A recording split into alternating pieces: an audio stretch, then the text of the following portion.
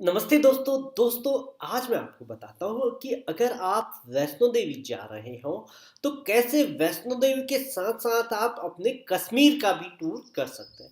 जब भी आप कहीं घूमने जा रहे हो तो साथ में आपको दो चार जगह और घूमने को मिल रही है तो हमेशा वो आप कीजिए। जैसे कि वैष्णो देवी हम में से ज़्यादातर लोग 2-3 साल में एक बार तो वैष्णो देवी जाते ही जाते हैं। तो वैष्णो देवी गए ही हैं, 2 दिन आपको वैष्णो देवी में लगते हैं, 3 दिन और ले लीजिए, 3 से 4 दिन तो आप कश्मीर भी घूम के आ सकते हैं। तो कैसे ये पूरा टूर पैकेज आप बनाएं, कितने दिन का ये होना चाहिए, कौन कौन सी जगह है वहाँ आप जाएंगे, तो ये पूरा आज के वीडियो में मैं आपको बताता हूँ। तो दोस्तों अगर आप कश्मीर और वैष्णो देवी का पैकेज एक साथ लेना चाहते हैं तो कुछ इस तरीके का ये पैकेज होता है। तो ये 6 दिन का ये पूरा का पूरा टूर पैकेज आपका रहेगा। सबसे पहले दिन आप सुबह सुबह जम्मू में पहुंच गए। सुबह सुबह जम्मू पहुंच गए तो उसी दिन आप वैष्णो देवी की यात्रा कर लेंगे। दूसरे दिन जम्मू से जाएंगे श्रीनगर टैक्सी से, और तीसरे दिन श्रीनगर और उसके आसपास का साइट सीइंग करेंगे। चौथे दिन श्रीनगर से जाएंगे आप अ, गुलमर्ग। गुलमर्ग का सारा साइट सीइंग करेंगे। पांचवें दिन सोनमर्ग वगैरह जाएंगे, सोनमर्ग का साइट सीइंग करेंगे। छठे दिन वापस श्रीनगर से या तो सीधे बाय फ्लाइट डिपार्चर कर जाएंगे अपनी जगह के लिए, या फिर श्रीनगर से आप जम्मू वापस आ जाएंगे, फिर जम्मू से अपनी जगह के लिए चले जाएंगे। अब इसमें एक छोटा सा कैच है। कैच ये है कि पहले दिन अगर आप सुबह सुबह जम्मू पहुंच जाते हैं तो उसी दिन आप वैष्णो देवी की यात्रा कर सकते हैं। अगर आप देर में पहुंच रहे हैं, यानी दिन के 12 बजे के बाद आप पहुंचेंगे, तो आपको उस दिन शायद जम्मू में ही रुकना पड़ेगा या कटरा में उस दिन रुकना पड़ेगा होटल में। दूसरे दिन सुबह सुबह करेंगे तो इस तरीके से आपका एक दिन और बढ़ जाता है। तो 6 की बजाय आपको 7 दिन लग जाते हैं। तो ये सारा निर्भर करता है आप जम्मू या कटरा कितने बजे सुबह पहुंचते हैं। तो आप कोशिश कीजिए जब भी जहां से भी ट्रेन आ रही हो तो सुबह की ट्रेन से आप जम्मू पहुंचने की कोशिश कीजिए, तो आपका एक दिन वहां पे बच जाए। तो आइए अब ये पूरे डे वाइज कैसे ये प्लान रहता है और हर दिन का आपका क्या शेड्यूल रहेगा, कैसे आप जाएंगे, ये मैं बताता हूँ। तो इस ढंग का जब आप पैकेज लेते हैं तो इसमें आपको होटल, टैक्सी, ब्रेकफास्ट, डिनर और सारा साइट सीइंग जो है किसी एजेंसी की तरफ से मिलता है। आप किसी भी एजेंसी से लें तो इसी ढंग का पैकेज लें जिसमें आपको सारा एक जगह पर मिल जाता है, उससे आपको पूरी जाने में सहूलियत हो जाती है। अब आप पहले दिन, जैसे आप मैं डिटेल में डे वाइज प्लान बताता हूँ आपको। पहले दिन आप जम्मू पहुंच गए या फिर सीधे कटरा पहुंच गए, वहां पे आपको टैक्सी आ जाएगी लेने। आप टैक्सी से उतरे, आप आए, होटल में आपका चेक इन हो जाएगा, आपने अपना सामान वगैरह रखा, फ्रेश वगैरह हुए, ब्रेकफास्ट किया। ब्रेकफास्ट करते ही सुबह सुबह आप रवाना हो जाएंगे अपनी वैष्णो देवी यात्रा के लिए। तो माँ वैष्णो देवी की यात्रा अगर आप पैदल करते हैं तो 14 किलोमीटर आना और 14 किलोमीटर जाना, ये पूरा 28 किलोमीटर का सफर रहता है। तो आपको पूरा दिन लग जाएगा। सुबह जाएंगे तो रात के आप 8 9 10 बजे तक वापस कटरा आ पाएंगे। अब वैष्णो देवी जाने के 3 या 4 तरीकों से आप जा सकते हैं। आप पैदल जाइए तो 18 किलोमीटर, 14 आना 14 जाना हो जाएगा। घोड़े खच्चर पालकी से भी आप जा सकते हैं। घोड़े खच्चर पालकी की एडवांस बुकिंग की जरूरत नहीं होती है, वहीं पे मिल जाते हैं आपको। बाणगंगा जो बुकिंग काउंटर है वहीं पे आपको मिल जाएंगे, उससे आगे आपको घोड़े खच्चर से जाना। एक और साधन है, बाय हेलीकॉप्टर आप जा सकते हैं। हेलीकॉप्टर आपको 3 से 4 महीने पहले ऑनलाइन बुक करना पड़ेगा। अगर आप 2 से 3 महीने पहले इसकी बुकिंग नहीं करेंगे तो बहुत कम चांसेस है कि आपको उसी समय हेलीकॉप्टर मिल सके, ना के बराबर चांसेस होते हैं। तो हेलीकॉप्टर से अगर आपको जाना है, सिर्फ 1000 रुपये का हेलीकॉप्टर से टिकट लगता है। आप एडवांस में इसको बुक कर लें 2 से 3 महीने पहले, तो आपके मिलने के पूरे 100% चांसेस होंगे। और वैष्णो देवी श्राइन बोर्ड की वेबसाइट पे पूरा अवेलेबल रहता है, और जिस पैसेंजर को जाना होता है वही हेलीकॉप्टर बुक कर सकता है। इसमें कोई एजेंसी या फिर कोई एजेंट भी आपकी कोई मदद नहीं कर पाएगा। तो ये हो जाता है। तो अब पहला दिन आप इस तरीके से ऊपर माँ वैष्णो देवी के दर्शन करके 10 12 किलोमीटर की चढ़ाई आना जाना करके वो पहले दिन शाम तक नीचे आ जाते हैं। अब शुरू होता है आपकी यात्रा का दूसरा दिन। दूसरा दिन सुबह सुबह आप उठे, आपने ब्रेकफास्ट किया और आप चल देंगे जम्मू से श्रीनगर के लिए। जम्मू से श्रीनगर बाय रोड जाते हैं और ये करीबन 300 किलोमीटर के आसपास का सफ़र होता है। 8 से 10 घंटे आपको लग जाएंगे। सुबह जाएंगे, शाम को आप वहाँ पे होटल में पहुँच जाएंगे और होटल में पहुँचने के बाद आप उस दिन डिनर करेंगे और रेस्ट करेंगे रात को। अब तीसरे दिन से आपका श्रीनगर का साइट सीइंग शुरू हो जाता है। तीसरे दिन बहुत ही खूबसूरत, जैसा कि कश्मीर को कहा जाता है धरती में कोई जगह है, स्वर्ग है, जन्नत है, तो वो है कश्मीर है।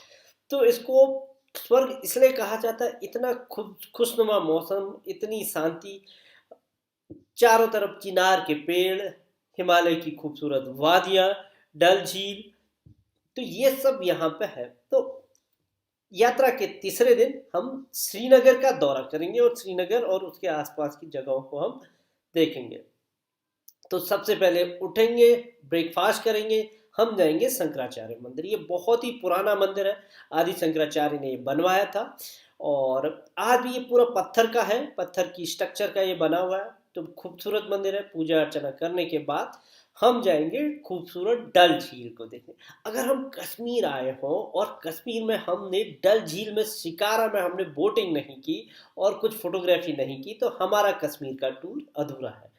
तो डल झील से पूरी शिकारा में बैठकर डल झील में पूरे कश्मीर का टूर करना और डल लेक का पूरा टूर करना अपने आप में एक अलग ही अनुभव रहता है। चारों तरफ पहाड़ियाँ, खुशनुमा मौसम।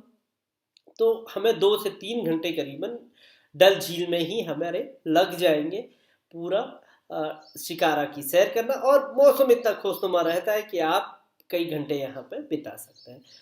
तो इसके बाद हम एक चिनार द्वीप है उस पर जाएंगे। छोटा सा एक आइलैंड है और चारों तरफ चार चिनार के इतने खूबसूरत पेड़ हैं, वो हम देखेंगे। और इसके आसपास श्रीनगर में बहुत खूबसूरत बगीचे हैं, जैसे निषाद बाग, शालीमार बाग। ये इतने खूबसूरत है कि ये पर्शियन और मंगोलियन स्टाइल से ये बने। जो ताजमहल में जिस स्ट्रक्चर में बगीचे बने हुए उसी स्टाइल में यहाँ पे भी बगीचे बने हुए। खूबसूरत जो एक फव्वारा है पानी का वो है, तालाब है छोटा सा, उसमें पानी आती है और गार्डनिंग चारों तरफ और छोटे छोटे पेड़, और बहुत ही खूबसूरत तरीके से ये बगीचे हैं। और यहाँ पे आपको चिनार के बहुत खूबसूरत पेड़ भी देखने को मिलेंगे और इतने सुंदर मेंटेन करके रखे हैं। आप बच्चों के साथ यहाँ पे घंटों बिता सकते हैं। इस तरीके से दूसरे दिन श्रीनगर में हम निषाद बाग, शालीमार बाग और आसपास सब देखने के बाद यहाँ पे रात को हम होटल में ही श्रीनगर में रुकेंगे।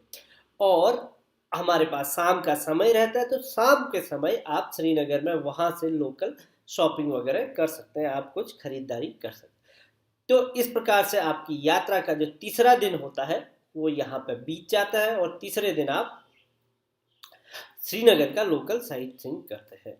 अब शुरू होता है आपकी यात्रा का चौथा दिन।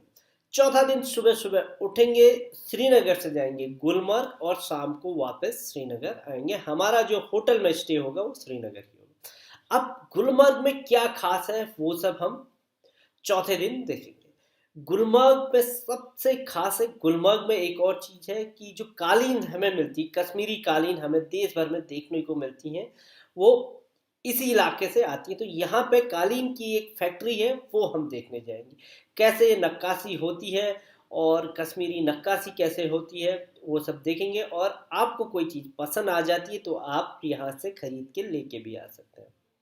और इसके बाद जो कश्मीर है, ये जो रास्ता है ये बहुत ही खूबसूरत रास्ता होता है गुलमर्ग जाने का। बीच बीच में घाटियाँ और दूर दूर फैले हुए चिनार के पेड़, सेब के बगीचे। रास्ते में आपको कई जगह पे सेब के बगीचे दिखाई देंगे, तो हम उन सेब के बगीचों का भी भ्रमण करेंगे। अगर आप सर्दियों के समय जाएंगे, यानी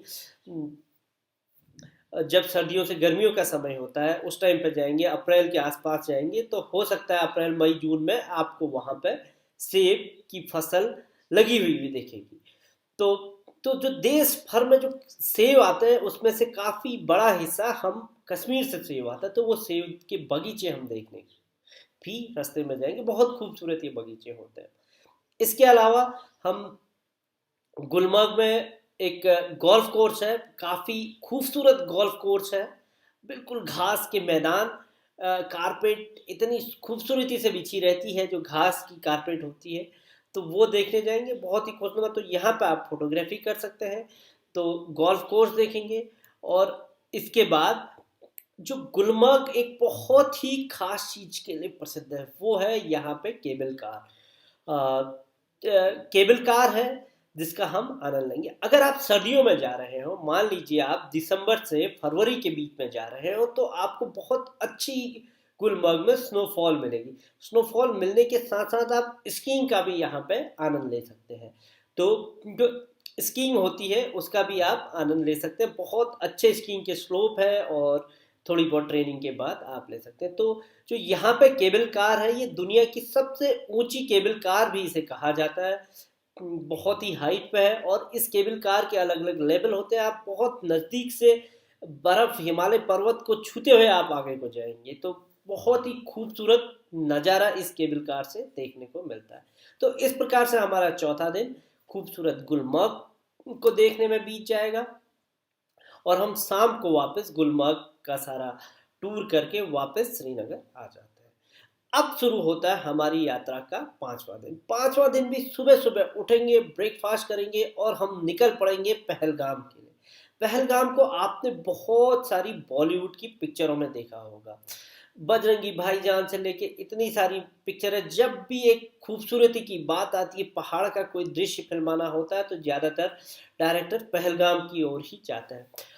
पहलगाम दूर दूर तक फैले हुए घास के मैदान, और चारों तरफ खूबसूरत चिनार के पेड़, घाटी, और छोटी छोटी कल कल चल चल बहती हुई नदियों के लिए प्रसिद्ध है। तो इतने सुकून आपको यहाँ पर मिलेगा जो आप बड़े महानगरों में कभी सोच नहीं सकते। तो पहलगाम की तरफ को जब हम जाएंगे, अवंतीपुर खंडर आता है, ये पुरानी जो सभ्यता थी उसके कुछ अवशेष पड़े हुए हैं। अगर आपको इतिहास में रुचि है तो ये जगह आपको बहुत खास लगेगी। इसके अलावा एक और चीज जाएंगे, क्रिकेट बैट की फैक्ट्री देखने। हम सब लोग ने बचपन में या आज भी क्रिकेट तो हम खेलते ही हैं, तो देश भर में जो क्रिकेट के बैट जो बनते हैं वो कश्मीर में ही बनते हैं, और इसकी जो लकड़ी होती है वो कश्मीर में ही मिलती है, और उस लकड़ी से जो बैट बनते हैं वो हम तक पहुंचते हैं। तो यहाँ पे कैसे बैट बनते हैं वो हम देखेंगे, कुछ देर ये देखेंगे। और उसके बाद एक और बहुत खास चीज कश्मीर है, कश्मीर अपनी केसर की खेती के लिए भी प्रसिद्ध है। तो दूर दूर तक जो केसर के ये खेत होते हैं बहुत ही खूबसूरत होते हैं, क्योंकि केसर अलग अलग रंगों में आता है जब इसके फूल खिलते हैं, तो ये इतनी खूबसूरत छटा बिखेरते हैं, और काफी बड़े इलाके में दूर दूर तक ये फैले रहते हैं। तो जब आप देखेंगे केसर के खेत, और जब फूल खिले रहते हैं, तो आपका मन इनको देखकर वैसे ही मंत्रमुग्ध हो जाएगा। तो चौथे दिन हम खूबसूरत पहलगाम की सैर करेंगे। और पहलगाम में जैसे मैंने बताया कि इतनी खूबसूरती है, घास के मैदान है, और छोटी छोटी ग्लेशियर से निकलती हुई नदियां हैं।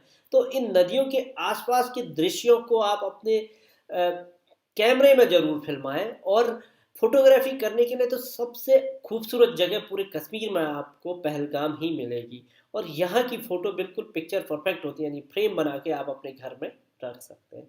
तो आप यहाँ का आनंद लेंगे, कुछ देर आप चाहे तो आसपास ट्रैकिंग भी कर सकते हैं, रिवर साइड आप बैठ के ट्रैकिंग वगैरह कर सकते हैं, बहुत ठंडा पानी रहता है नदियों का।